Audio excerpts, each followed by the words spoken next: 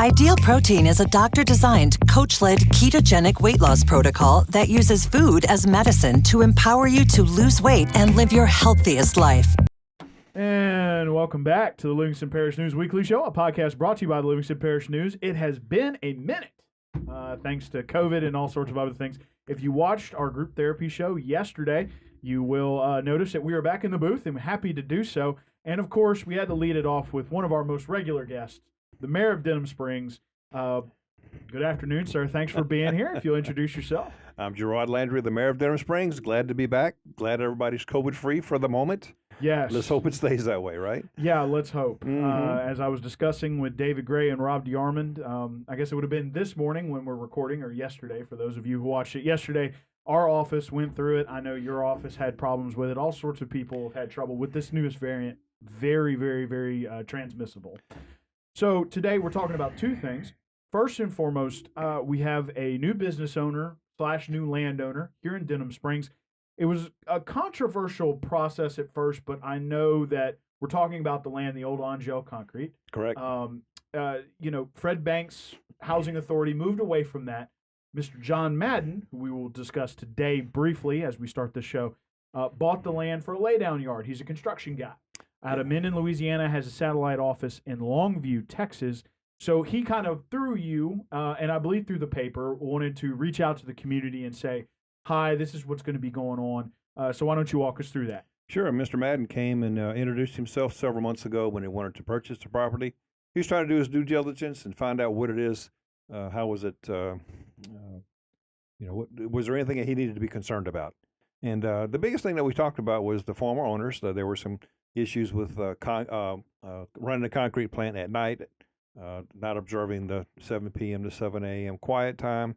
And then, I got him a certain level of comfort that it was going to be okay for him to come here. He has 14 concrete plants and like 6 or 8 asphalt plants already. He has a construction company. He does road construction. But what he didn't have in this part of Louisiana was a laydown yard for his heavy equipment and an office for his staff. So I think there'll be 6 or 7 people working out of this office. It'd be a laydown yard for equipment when he's in between jobs. So it should be relatively quiet, a normal 7 to 4:30 kind of situation as far as trucks rolling in and out. There may be some exceptions, but it's going to be much quieter than it was in the past. Mr. Madden came and spoke before the council, brought his wife and his son. It's like 4, I think his son is the 4th generation involved in this business, so they're very successful. And we're glad to have them here in Denham Springs. They're going to be great partners. So the reason we bring that up today is that next week his hope is to bring his equipment in. He has concrete crushing equipment. So for 2 or 3 weeks, it might be a little noisy because he's going to take the concrete that is there, bust it up, run it through this crushing machine, and lay it all back out into a parking surface that his trucks can utilize. So once he gets through that, it should be a normal day-to-day operation. And he wanted to make sure that the public was aware. I think he had sent you a letter to publish for him. Yes. And I wanted to make sure that the message got that as well. And I believe David Gray has reached out to him or will reach out to him soon. He and I discussed that this morning, that letter. Very good. So we welcome John Madden to the community. I know that a lot of people, it was a very controversial process with that property. I'm sure there will be people who were happy that it turned out this way. All the neighbors that I've spoken to are ecstatic. So moving on, we coming back today to remind people of a program that you and I discussed last fall. I actually think I looked this up. It was late September when we did the first podcast about it. I believe FEMA came the next month to present the council about it. Since then, y'all have done several things. But first, let's go back to what we're actually talking about. It is the Spring Park Buyout Program.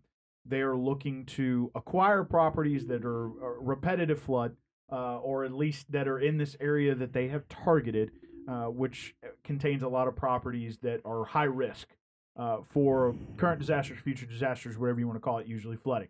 So real quick, 2 minutes, give us a background on how they approached you about this and why you and the city have kind of jumped in behind them.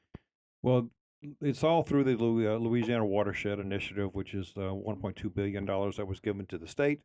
And there were some HUD monies involved as well, and some HUD guidelines that have been implemented in this program. And so they approached us about trying to It's to help some severe repetitive loss and some repetitive loss homeowners and properties that were close to the river. And like we discussed before, it happens to be where Centerville runs into River Road, and all in right there by First Baptist Church.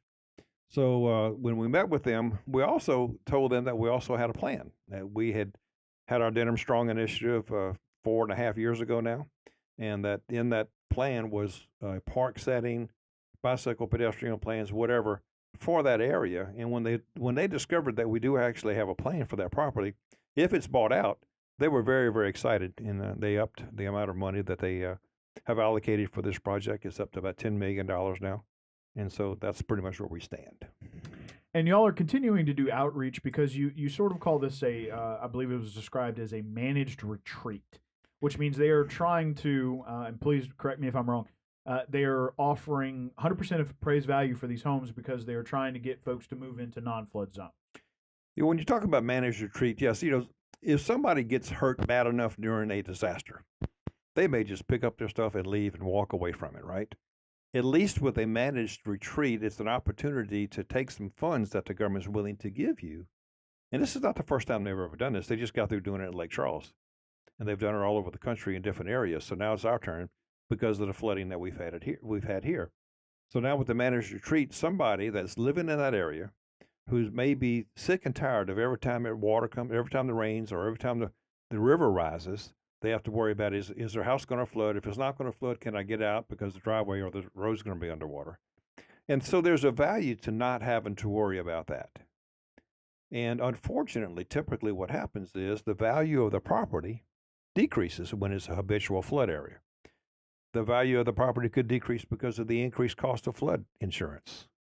Those are all factors that a family has to worry about whenever they want to purchase a piece of property over in that, especially in that particular area. Well, this is a great opportunity when they will pay you 100% of the fair market value. The property owner, if the property owner is also a landlord, then he will help. They will buy that property from him as well. And if there are landlords that have renters in their homes, there's some incentive to help them move as well. So currently there's about 107 lots that we're talking about. Some of them have homes.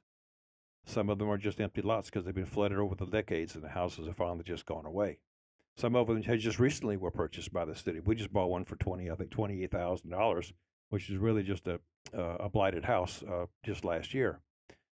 But there's an opportunity there's 47 property owners, 47 landowners for the 107 lots. I spoke to one gentleman, I think he's got 5 or 6 rent houses back there that would love to be able to walk away from those because he can't afford to buy flood insurance for them anyway. So when it floods, he's out of pocket trying to repair them. So I think he's going to be a person that's probably going to take the money and move away. And then because there's HUD guidelines involved, it also adds another layer. HUD guidelines is going to help a family so you have a family that's living there. This is just a hypothetical situation I'm getting ready to explain. But let's just say you have a household of 4 people, and according to HUD guidelines, you got to live in a house that's 1,200 square feet. But the house that you're in is 1,000 square feet. Well, they'll offer you, in your incentive, enough money to buy a 1,200 square foot home so that when you move, you'll have a house that's the proper size for your family. And the only caveat is you have to move outside of a flood zone. And that's another incentive. They just don't want you to move across the street. They want you to move out of a flood zone so that the repetitive loss doesn't continue to happen. Right. And one of the things that we've seen over the time since the flood of 2016 is that if you're going to have a bailout from FEMA, say it's 75-25%, that 25% comes out of your pocket. Or maybe a 90-10, which is where we are because of the severity of our flooding here, that 10%'s got to come out of your pocket. But you also have to maintain flood insurance. That's another $3,000 or $4,000 a year in some cases, sometimes a little higher than that. But this particular case does not require the flood insurance issue. Sure. So, and that's a very interesting part as well, is that this is, there are a lot of options out there right now. You could elevate your home. It can be acquired, but of course this is a different form of acquisition. But the big thing here is that they're trying to help you get to a place where your risk is mitigated more than it is being in that area of town. Sure. Look, it's home. I get it. Some people have lived there for decades. and you don't want to leave home. I understand. But nobody's going to make you do this. But I think it's incumbent upon us as civic leaders to do what we can to make sure that people have options. And this is the best option that we have seen so far. Maybe the next one that comes down the road is going to be better, but my goodness, I don't know how it can be much better if they're willing to pay you fair market value. Sure. That's pretty strong. And then to incentivize under certain scenarios it's even better, right? Right. So the most important thing that people can do today, and that's the reason that I ask you if I could come on and do this podcast today. And thank you so much for that, because it's really important that our citizens get to see and hear what it is that we have to offer. Not everybody gets a newspaper. Not everybody has your app. Not everybody pays attention to what's going on in the world. But this is just another way for us to try to get the information out to everybody. The most important thing is there is a survey that you could take. It's labuyout.com. And there's also an 800 number that you can call on here. Or call City Hall and talk to Rick Foster or anybody in our permit office, and they'll get you the information that you need. But you just have to do the online survey so that they can start the process. I don't know what the number is going to be. I don't know what fair market value is for all of these homes, because they're all in different stages, right? So let them start the process, call them, and they'll send a person to see you, or it might just all be done online, but eventually somebody's got to come out to the house, and that can start the process for you so that you can see what your options are. And just because you ask the questions doesn't mean that you have to participate. Sure. You have to have the information so that you can make a good informed decision. What's good for you and what's good for your family. Sure. And, that's the whole purpose of this. I, want to reiterate something you said. This is not required. No. This is, and, a lot of people might say, well, you sent me a letter, you put it on my door, you're trying to get me. It's like, no, we just want to make sure you have the information so you can make an informed decision. Without a doubt. I wish we had a perfect society where I could just send out a text message and know that everybody saw it. But this podcast will be on our Facebook page. It'll be wherever we can get it posted so that people have another opportunity to hear what the facts are. The most important thing, just call our office, call these folks, and just get your name on the list and start the conversation. Sure. You might be the best thing that you ever did, and it might be something that you can just say, well, it wasn't for me, and that's okay. Sure. And again, that survey is at labuyout.com? labuyout.com. Okay. That's exactly right. And you're invited to please go fill it out if you are a homeowner, just to kind of give them an idea of whether or not you're paying attention and whether or not you might be interested. One change. You don't have to be just a homeowner. It can be anybody that lives in there, even a renter. Okay. Because we actually just found out today there's probably a dozen that we can't get in touch with. Well, if somebody's renting, they know how they're paying their rent to somebody. Sure. And we can try to track it back that way. Okay. Or so any information anybody can call, and Rick and his staff will be able to guide you down that right path and make sure that you have all the information that you need. I just feel horrible that somebody would be in that situation and not be able to take advantage of it if that's what they want. Sure. That's the whole key for this whole thing is right now. We just need to make sure we help as many as we can. Sure.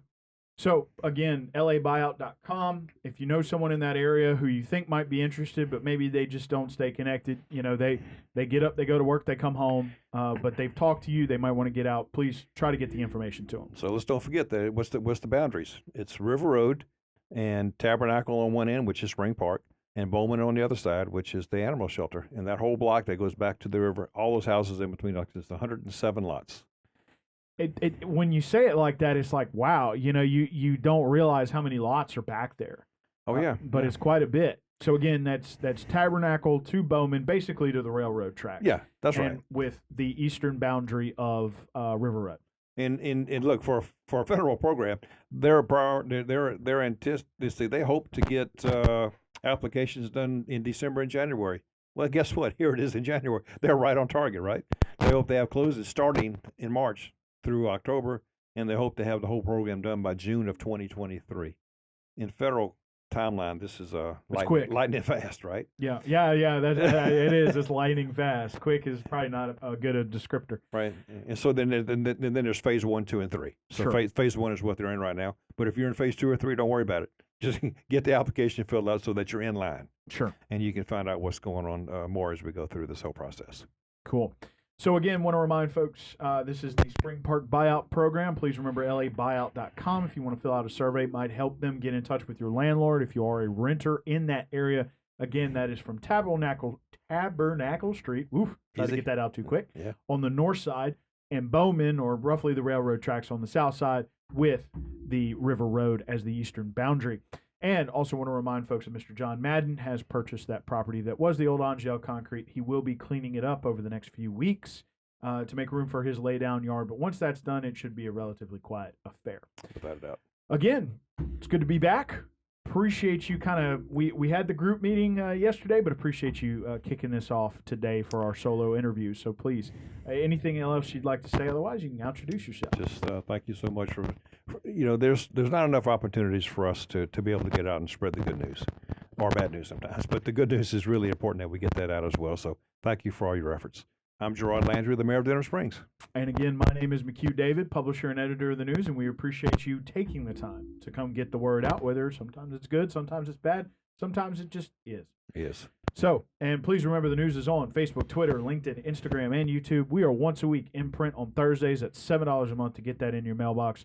We're also online, www.livingstonparishnews.com. We appreciate you joining us. Thanks for getting back in the rhythm with us, and we'll see you next time.